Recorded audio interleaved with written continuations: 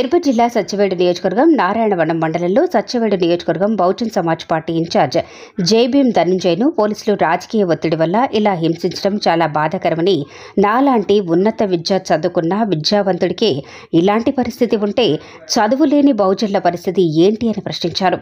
అధికారులు రాజ్యాంగంలో ఒక్కొక్కరికి ఒక్క న్యాయంగా వ్యవహరిస్తున్నారని, దీనిపై కోర్టుకు వెళతానని, నాపైన బైండ్ ఓవర్ కేసులు ఎక్కువగా ఉన్నాయంటూ ఆవేదన వ్యక్తం చేశారు. పోలీసు వారు బైండ్ ఓవర్ కేసు అని 107 CRPS నోటీస్ ఇవ్వడం జరిగింది.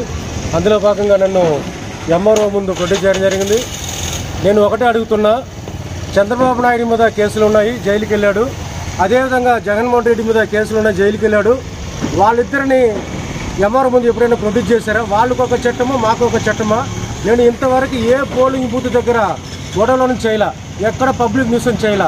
కానీ నాలాంటి ఒక నీతి నిజాయితీ పార్టీ మీద బైండ్ ఓవర్ కేసు పెట్టి ఈ విధంగా ఎంఆర్ఓ ముందు ప్రొడ్యూస్ చేయడము ఇది చట్టానికి విరుద్ధము. దీని మీద ఖచ్చితంగా మేము హైకోర్టులో రిట్ పిటిషన్ చేయడానికి సిద్ధంగా ఉన్నామని బహుజన్ సమాజ్ పార్టీ మీద తెలుపుతున్నాం. మరొక విషయము, ఉన్నోళ్ళకి ఒక చట్టము, లేని వాళ్ళకి ఒక చట్టమా? ఈ విధంగా అయితే నిజంగానే నేను కూడా నక్సలైట్కి వెళ్ళిపోవాలనిపిస్తున్నాయి.